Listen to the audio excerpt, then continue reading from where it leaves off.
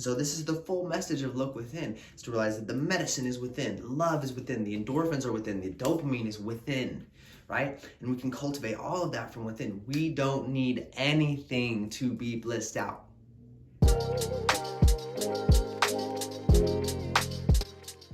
Aloha, sacred family. My name is T Mental, and I help people remember who they are. Today, I'm just feeling really good, and I just got done with my daily morning gratitude meditation, and I just want to help express to you guys how I achieved basically 24/7 unconditional bliss. So first thing I had to mention was freeing the inner child, right? If you're suppressing that part of yourself that finds joy in the little things, or that that just finds joy in maybe a Disney movie, or just playing with kids, some people are too up here that they're like, oh, I'm an adult, I can't, have fun and let go like that, right? And just have fun for no reason, right? There doesn't need to be a reason for us to be blissed out. That's a huge key here, because there are infinite reasons for us to be blissed out in every moment. But at the same time, we don't need any reason to be blissed out. It's our birthright. So it's a mix between having the awareness that every breath we take is a miracle that we can get blissed out from, right? And at the same time, knowing that our nature is to be blissed out. Our nature is to be joyful. This is our birthright, right? So we don't have to find reasons to be happy, but it can help us as a stepping stone to cultivating that unconditional bliss. So freeing the inner child, really just letting go. I've noticed you can't not get blissed out by putting your hands up in the sky and running through an open field or meadow towards the sun. You can't not get super stoked. That's a whole spiritual practice right there. Sticking your arms out, running into the sun and through a meadow in the mountains.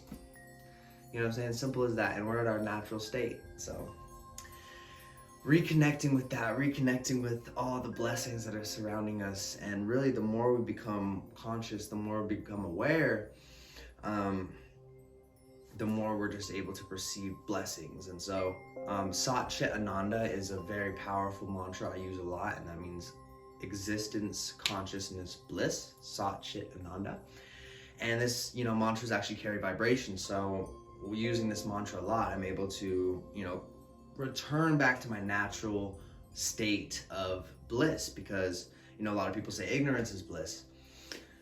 But when you are awakened, ignorance is such a cage, if you can see it. You know what I'm saying? When you're aware of the cage that you're in, at that point, it's like, okay, I gotta get out of here. You know what I'm saying? So that's what happened to me. I outgrew my old ways and my old neural pathways and my old habits, and I had to upgrade. I had to step out of my comfort zone to make way for new waves of bliss. And so this is another point I wanted to touch on, is that this vessel has to be maintained and in alignment with the emotions that you're trying to harness and to call in and to really make your dominant vibration. If you're wanting to change your dominant vibration from, say, it's down here, on the lower half of the scale, or maybe at acceptance or something, and you're trying to get up, you must cultivate practices that support that vibration. So, for example, you can't just be, wanting to be blissed out unconditionally all day, and then you wake up and first thing you do is get on your phone, and then you eat, really processed breakfast. Your body isn't going to be able to hold those higher vibrations. The number one thing is if you don't drink enough water. If you don't drink enough water, your body literally cannot sustain that much energy. So you won't be able to be blissed out all the time. You'll crash, okay? And so it's really a balance between all of those things, but I've noticed the more that I eat bright foods, I eat foods that have a bright color to them, you really are what you eat. And Mother Earth is so intelligent. You've seen here I'll show you the walnuts that look like brains, and walnuts help with brain health, and all the different foods that help with certain organs in the body, right? And so I've just been more mindful of that. I'm more conscious that, whatever I eat is gonna cause me to feel a certain way. Simple as that.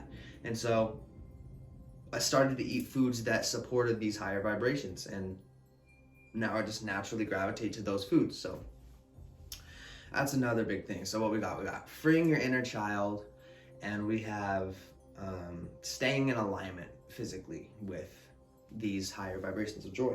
And I'll probably mention a lot of different things too, but the third one that I really wanted to mention is the morning routine is super, super powerful, because like I said before, you get up, you wake up first thing in the morning, you look at your phone, you just started on that hamster wheel again. See, our mind, our thoughts and our emotions are constantly firing and wiring together. And so imagine your brain is like this forest, right? Or this jungle. And it has all these pathways that people have cut, that you've cut, right? You're used to thinking these certain thoughts that correlate with these certain emotions, right? You usually get bothered by that person at work, and it usually causes you to feel this type of way. You usually get angry in traffic in the morning. Your body becomes addicted to these certain chemicals that you get from certain activities and habits that you do in your life.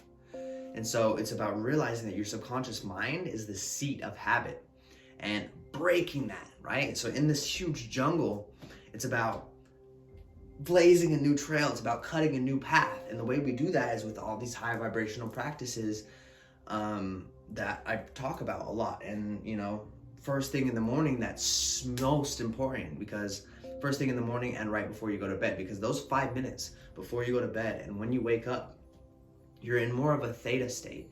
You're more in your subconscious mind. Your mind is more like Play-Doh. And so it's more suggestible. You know what I'm saying? It's like hypnosis. And so that's when the I am affirmations are super powerful, is those first and last 5 minutes of the day. And, the one thing that has really just set me off on this bliss train, practice-wise, is dream life meditations. And literally, and if we're going to bring the conversation to manifestation, the only thing that we're trying to manifest is joy. And at the end of the day, we just want to be happy, right? Because no matter what grand visions we have, we're not wanting the actual material things that come from that. What we really want secretly deep down is the feeling that comes from that, right? And so that's what we're wanting when we're trying to manifest this and that and this and that. We're wanting the feeling that comes from that, the fulfillment that comes from that. And so these dream life meditations and visualizations have allowed me to realize that feeling is within me already. And the only way that can become a reality is if I feel how it would feel now and really step into that vibrational reality within myself. And so not only is this a super powerful manifestation tool, but it's also the key and secret to living a fulfilling life, is finding that fulfillment from within. And so just to illustrate this a little bit more, your mind and your body does not know the difference between something you are visualizing and something that is actually happening. So this is how powerful the mind and body are. You can train/trick your mind and body into feeling ultra amounts of bliss all the time. And this is what I've done, guys. And I've started to create all these different triggers that remind me, this is my dream life. And so I try every time I walk through my front door of my house, I imagine it's my dream home, right? And I did that for a while, and that was a beautiful manifestation tool. And then I got to the point where I just became grateful for the home that I have, and I didn't really need to imagine it as something else. You know what I'm saying? But really, there are so many triggers that we can set up for ourselves to remind us of this inner bliss, this inner peace that we can cultivate within ourselves. And, I have to mention this as well. We must turn inwards in order to really bring this bliss full circle. We can't be relying on other people. And this is where the morning routine really comes in handy, is where you really take the time in the morning to ground into your own vibration, right? You're not going to get up and then, hear a loud bang and then that's going to set the tone for your whole day, right? You wake up and you have a strong enough intent from the very moment you wake up to where you're like, this is how my day is going, and you come with that strong energy in that certain direction, it's going to build momentum in that way. But if you, like I said, if you get up, you go and get on your phone first thing, and you see a post that you don't like, it's going to set you down that thought train. And because thoughts that wire together, thoughts that fire neurons, I don't even know, neurons that fire together wire together is the term. And so, as Joe Dispenza says, so bringing that inwards. And so we like this hamster wheel that I'm talking about. When you wake up in the morning, this has come from us relying on the outside world to give us bliss, to give us endorphins, right? To give us dopamine. Like I said, our body and mind are addicted to these chemicals that we get, whether that's stress chemicals or what. And so number one, it's realizing that all of these chemicals are coming from within, because the mind and body, like I said, the mind and body does not know the difference between something you're visualizing and something that's actually happening. And so the more you bring that inwards, and instead of being like, oh, I get my morning cup of coffee, like, oh, I get so much endorphins and bliss from this, right? You really can cultivate the strength to be able to imagine that cup of coffee within yourself and cultivate those same feelings without having it. So one of my favorite teachers, Sadhguru, I'm sure you guys have heard of him on YouTube. If not, you really check out his stuff. He's a guru. He's a beautiful awakened man.